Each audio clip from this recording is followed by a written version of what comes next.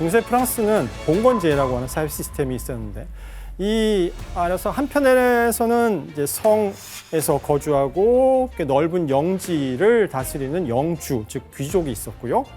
다른 한편에는 이제 그 영주가 소유한 땅에서 농사를 짓는 농민들, 그리고 일부 소수의 이제 상인들이라고 하는 특권 계층과 비특권 계층으로 나뉜 사회였거든요. 당시 약 2%의 특권 계층이 많은 부를 독점하고 있었는데 이들은 남들과 차별된 음식으로 자신들을 스스로 구별하고 싶어 했습니다. 귀족과 같은 특권 계층은 일단 먹는 빵부터 색깔로 구분이 가능했습니다. 흰빵.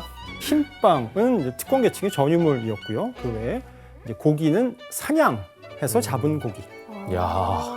그리고 당시에 굉장히 금값보다 비쌌다고 하는 이제 향신료를 풍부하게 사용하죠. 수 같은 거. 이처럼 중세 시대의 귀족들은 이제 특별한 식재료들로 자신들만의 미식 문화를 만들어 갔습니다. 어떤 음식들을 주로 먹었는지 한번 그림을 통해서 엿보겠습니다.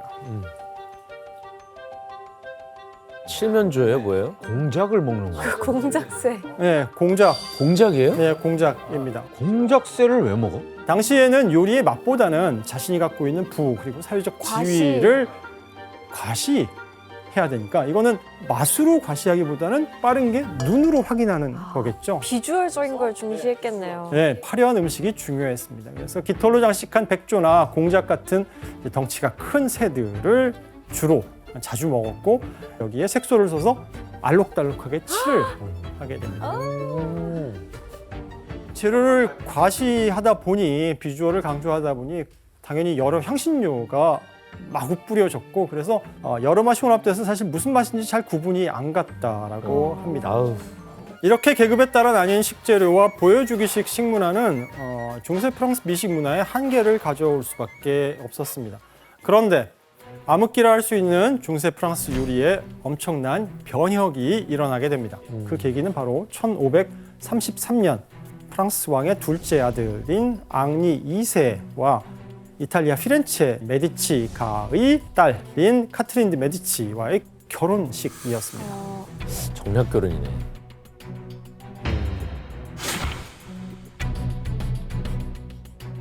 당시 이탈리아 베네치아부터 시작해서 동방과의 활발한 무역을 통해서 유럽에서 나지 않는 다양한 향신료, 그다음에 유럽 이외의 지역에서 음식을 조리하는 방법들을 받아들이면서 유럽의 미식 트렌드를 선도하던 곳이 바로 이탈리아였습니다.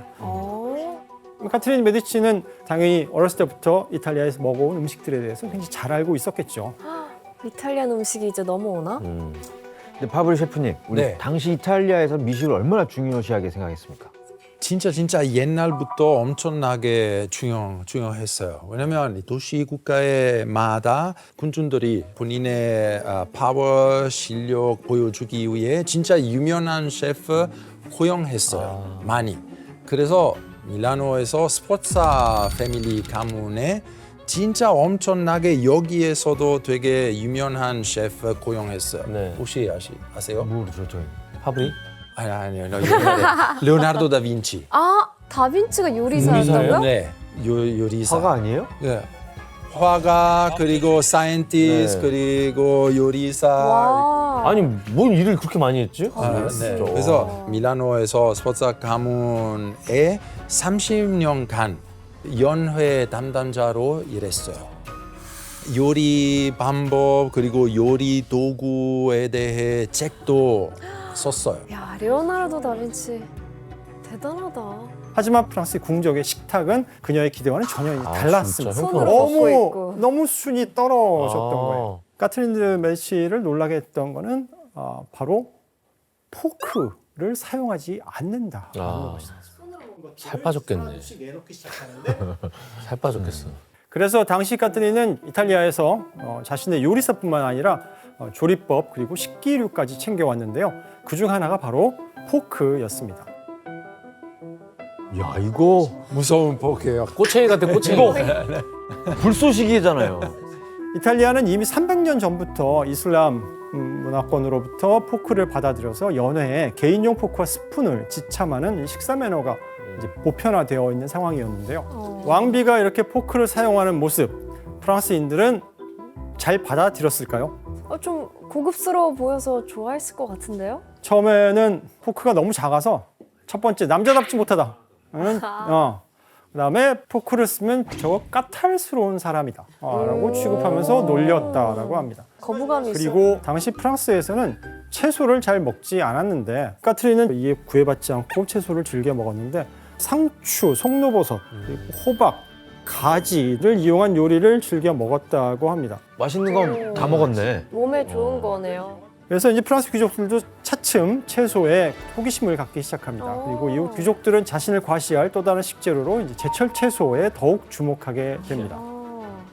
이렇게 채소가 서서히 프랑스 귀족 사회에 받아들여지던 1651년 드디어 채소 요리가 활성화되는 중요한 계기가 일어나게 됩니다. 1651. 채소를 이용한 요리 책이 드디어 발간됩니다. 아. 샐러드 책인가요? 레시피 책이죠. 레시피. 프랑스의 요리사 라바렌느가 쓴 프랑스 요리사라는 책이었습니다. 근데 라바렌느가 특히 강조한 게 뭐냐면 식재료 본연의 맛을 간직해야 된다. 진정한 요리법은 이렇게 이탈리아 식문화가 받아들여지고 채소의 활용이 이제 본격화되면서 이제 맛이라고 하는 것에 점점 더 집중하기 시작하게 됩니다. 드디어 미식의 나라로 한 걸음 더 나아가게 된 것입니다. 네. 이후에 프랑스 요리는 엄청난 식성으로 연애와 요리를 통해서 자신의 권력을 과시하려던 한 인물을 만나게 되는데 프랑스의 유명한 왕, 루이 14세? 예, 루이 14세, 네. 예, 태양왕입니다. 제가 아까 루이 14세 대식가라고 그랬는데 실제로 먹은 양이 어마어마했대요. 나중에 사망하고 나서 부검했을 때 창자의 부피와 길이가 보통 사람의 2배였다고 해요. 보통 사람의 2배였다고 해요. 와. 건강 진짜 안 좋았겠다. 기록에 따르면 그래서 이 어마어마한 양의 음식을 먹기 위해서 배에 가득 음식이 차면 소를 목구멍에 넣어서 토했어. 토하고 다시 먹었을 정도라고 합니다. 루이 14세가 대체 어떤 음식을 먹었을지 궁금하지 않으세요? 별의별 거 다 먹었을 것 같아요. 예, 메뉴판을 한번 보겠습니다. 와, 이건 베르사유 궁전에서 재현하고 있는 루이 14세의 식사 메뉴인데요. 저게 에피타이저예요? 전체. 자, 먼저 보여드릴 거는 꿩을 사용한 고기 롤, 파이 반죽에 쌓인 빠떼, 그다음에 심해에서 올린 굴, 차갑게 굳힌 랍스터 젤리, 금박을 입힌 소 육수, 이탈리아 트러플을 사용한 밤 뷔레, 그다음에 갑각류와 포르치니 버섯의 수프, 왕실 채소밭에서 수확한 호박 수프. 저것만 스프만 세 개를 먹어도 배부를 것 같아요. 다 먹었다는 얘기 아니야 이거를? 교수님, 아니, 여기서 근데- 고르는 거예요? 그러니까 뭐야? 여기서 선택하는 건가요? 아니면 이걸 다 먹은 거예요? 고르는 게 아니라 이 음식이 한꺼번에 다 나옵니다. 그럼 메뉴가 아니잖아요. 그쵸, 아직은 메뉴가 아니죠. 자, 이어서 이제 전체가 끝난 다음에 이제 본식으로 뭘 먹었는지 다시 메뉴판을 보겠습니다. 자, 메인 요리 드디어 나왔습니다. 뭐 굴죽으로 조리한 가리비부터 시작해서 야생 오리튀김, 토끼 스튜, 당근과 훈제 장어를 곁들인 소고기 구이, 소금으로 조리한 야생 연어 뭐 등등. 난 당근과 훈제 장어를 곁들인 토끼 소고기. 스튜. 토끼 스튜. 이탈리아에서 우리 많이 먹어요. 그것도 저는 그리워요. 여기서 찾기 거의 불가능해요. 맞죠? 자, 이렇게 메인 요리가 끝나면 그 다음에 우리는 보통 디저트로 네. 넘어가죠. 근데 과거에는 디저트 전에 이제 그 사이에 또 이제 엉트르메라고 해서 중간 요리가 또 있었습니다. 엉터리네 진짜. 엉터리야. 엉터리야. 그리고 식사 후에는 이제 디저트를 먹었는데 과일 외에도 놀랄만큼 많은 양의 사탕과 초콜릿, 아우. 과자를 쌓아두고 먹었다고 합니다. 그런데 놀라운 건 루이 14세의 요리만이 아니라 돈이 있어도 구하기 힘든 최고급 식재료를 전 유럽에서 구해왔다는 겁니다. 특히 해산물 같은 경우는 파리는 베르사유는 이제 내륙이기 때문에 해산물은 꽤 긴 거리를 이동해야 되잖아요. 그러니까 왕이 먹을 수 있는 뭐 해산물 같은 경우는 굉장히 빠른 속도로 특별 운송해야 됐고, 랍스터 같은 경우는 노르망디에서 당일 오전에 배송되었다고 합니다. 당시 가장 값비쌌던 굴은 도보 해협을 건너서 파리로 들여왔다고 하고요. 버섯 중에서 제일 비싼 버섯, 송로버섯이죠. 이탈리아를 통해서 공수해왔고, 와. 하지만 루이 14세의 식재료에 대한 집착은 이제 여기서 끝나지 않습니다. 신선한 식재료를 공수하기 위해서 아예 자기가 거주하는 베르사유 궁에 농장을 만들어요. 오. 루이 14세는 베르사유 궁내에 호박, 완두콩 같은 채소를 재배해서 사계절 내내 왕의 식탁에 올릴 수 있도록 이제 공급하게 하는데, 자 여기서 문제. 두 번째 문제 내드리겠습니다. 루이 14세는 왕실의 부를 과시하기 위해 베르사유 궁전에서 이것을 재배했습니다. 무엇일까요? 정답. 네. 오렌지? 오렌지? 정답입니다. 오렌지 안 먹어본 지 얼마나 오렌지. 오렌지였는데 오렌지가 어디서 자라요? 따뜻한 곳. 따뜻한 곳에서 자라죠. 맞아요. 파리에서 자랄까요? 안 잘할 것 같은데. 캘리포니아 이런 데서 자라지 쉽지 않아요? 않죠. 원래 오렌지가 많이 자라는 곳은 유럽에서는 따뜻한 곳, 이탈리아, 그다음에 스페인, 포르투갈과 같은 곳이었는데 여기에서 오렌지 나무 3,000그루를 가져와서 어떻게 베르사유 관리했을까? 궁전은 온실에서 키우게 됩니다. 온실이요? 네. 온실을 만든 거예요? 당시 오렌지는 비싸고 인기가 많은 과일이었는데 특히 이 루이 14세가 오렌지의 호가였다고 합니다. 맛있지. 자, 그럼 이 신선한 재료로 만들어진 최고급 코스 요리들이 어떤 식기에 담겨 있을지부터 그것도 한번 살짝 보겠습니다. 네. 아니, 나 너무 예뻐. 너무 진짜 아름답다. 아니, 나 너무 예뻐. 너무 진짜 아름답다. 네. 당시 귀했던 은으로 만들어진 포크와 수저, 그리고 이탈리아에서 세공된 주전자. 귀금속, 진주, 옥, 루비, 금으로 만들어진 그릇, 또 금과 루비로 장식된 물병 등을 볼 수 있습니다. 너무 아름다워. 그릇이 예뻐요. 자, 그렇다면 미식 문화계에서 어떻게 보면 흑수저라고 불릴 수 있는 평민들의 식탁은 어떤 모습이었을까요? 굉장히 소박하지 않았을까요? 소박하다. 건강식, 다이어트식.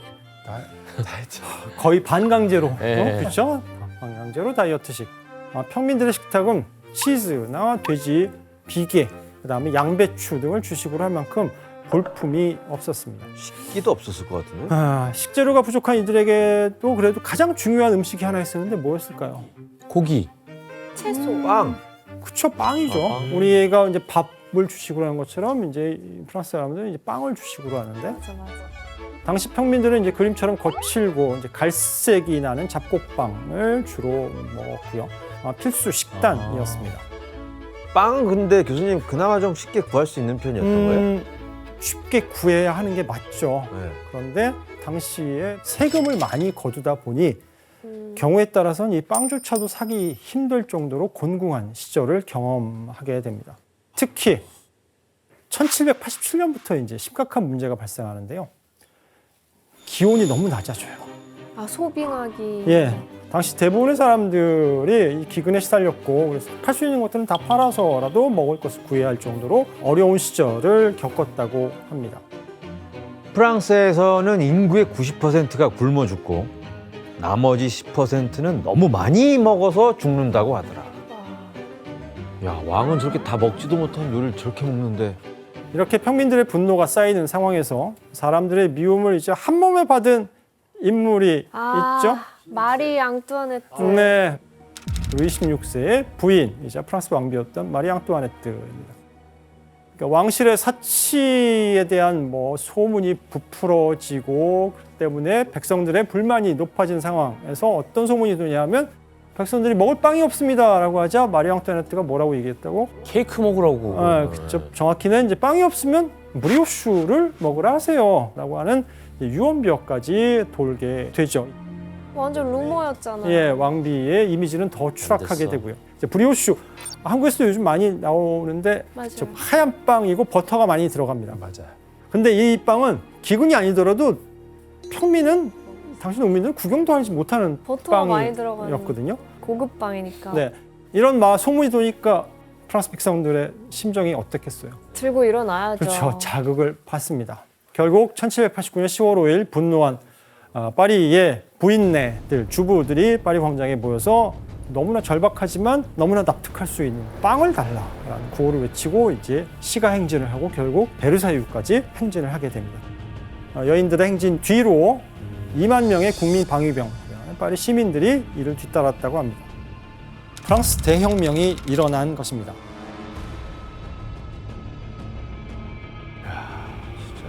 사건의 결과 사람들은 이제 절대 왕정을 무너뜨리고 1793년 루이 16세와 그의 아내 마리 앙뚜아네트는 결국 단두대에서 처형되게 되죠. 그럼 그 후에 우리 배고픈 평민들의 식탁에는 이후에 변화가 생기나요? 네, 약 10개월 후에 당시 혁명을 주도하던 국민공회가 법을 제정하는데 빵의 평등권을 발표합니다. 즉 모든 사람은 동일한 품질의 빵을 먹을 수 있어야 한다라는 이야기입니다. 그래서 빵의 평등권이라는 단어가 참 웃기네요. 그리고 이때 만든 빵이 특징이 있었는데 뭐가 어떤 게? 밀가루, 고운 밀가루를 60%, 약 5분의 3, 그다음에 잡곡을 5분의 2 정도 섞은 빵을 만들어야 했습니다. 그래서 전보다는 훨씬 먹을 만한, 훨씬 부드러운 빵이 만들어졌고요. 길이하고 무게도 표준화해서 길이는 80cm, 빵의 무게는 300g으로 이제 표준화를 하게 됩니다. 그래서 이를 또 어디서나 같은 가격으로 판매하고 드디어 빵의 평등이라고 하는 개념이 들어오게 된 것입니다. 하지만 이 평등의 빵은 평민과 귀족 모두에게 맛과 가격 면에서 별로 만족스러운 것은 아니었습니다. 그래서 결국 사라지게 되는데요. 그리고 프랑스 혁명은 프랑스 미식계에도 또 다른 변화를 가져오게 됩니다. 자, 혁명 직후에 여전히 왕정으로 되돌아가야 한다라고 주장하는 이제 보수적이고 반동적인 세력이 있었는데 이들을 막기 위해서 혁명에 방해가 되는 사람들을 단두대에 세우면서 파리의 분위기가 굉장히 어수선했습니다. 이런 혼란 속에서 파리에는 각 지역의 사람들이 몰려들어서 이제 새로운 형태의 외식 문화가 주목받게 되는데 바로 맛있는 음식과 서비스를 제공하는 레스토랑이 유행하게 된 것입니다. 여기서 문제 세 번째 문제를 내드리겠습니다. 어떤 서비스였을까요? 프랑스 혁명 이후에 파리에는 레스토랑의 숫자가 급격히 늘어나는데요. 그 이유가 뭘까요? 급이 늘어났나? 혁명 이후에? 정답. 네, 지원 씨. 할 일이 없어서 직업을 다 잃어서 누가? 그 혁명을 일으킨 사람들. 혁명을 일으킨 사람들? 네. 직업이 없지 않을까요? 지원 씨 오답. 정답. 고민하시네. 정답. 50%. 50%예요? 제가 주워 먹겠습니다. 네, 그 주워 드십시오. 어떤 여러 황제들의 수석 셰프들이 일자리를 잃어서 그분들이 이제 나와서 레스토랑을 차린 거예요. 혜성 씨 정답입니다. 고마워요, 지원 오빠. 그래서 아까 지원 씨가 일자리를 잃었다고 했는데 저도 처음에 듣고 깜짝 놀랐어요. 왜요? 정답인 것 같아서. 정답 아니었어요? 자, 혁명 이후에 파리 그럴만 레스토랑 하다, 숫자가 많아진 결정적인 이유는 그 귀족들이 고용하고 자기 성에 데리고 있던 요리사들이 대부분 해고되었기 때문입니다. 1789년에서 1796년 사이에 약 2,900명의 왕족과 귀족이 처형당했고 해외로 떠난 망명자가 15만 명 정도로 저희가 추산하는데 그 밑에서 일하고 있던 하인들이 약 200만 명 정도 있었다고 하거든요. 200만 명? 200만 명. 와. 그러니까 이 사람들이 다 실직을 당한 거예요. 우와. 근데 이들이 이제 하나 둘씩 파리로 정착하면서 우와. 자신의 특기를 살린 레스토랑을 열게 된 것입니다. 그럼 지금 이제 프랑스의 유명한 레스토랑이 많아진 이유 중에 하나가 프랑스 혁명 그렇죠. 때문이겠네요. 와, 그럼 200년 된 식당도 있겠고 막 이러겠다. 있을 것 같아. 교수님 그러면 드디어 이제 프랑스의 국민들, 시민들이 귀족들의 음식을 먹게 되는 건가요? 맞습니다. 귀족의 요리사들이 차린 레스토랑에는 그러니까 자연스럽게 자기가 원래 해오던 요리들이죠. 귀족들의 식탁에 올랐던 메뉴들이 좋네. 오르게 되고요. 그래서 그동안 겪어보지 못한 상류층의 미식 문화는 파리 시민들에게 이제 큰 호응을 얻게 되고 그 결과 1789년 파리에서 100개를 웃돌던 레스토랑은 1803년에 이르게 되면 500개 가량으로 급증하게 됩니다. 와. 자, 이렇게 프랑스 요리는 혁명을 계기로 귀족의 전유물에서 모든 프랑스인이 즐길 수 있는 문화로 서서히 발전해 가기 시작합니다.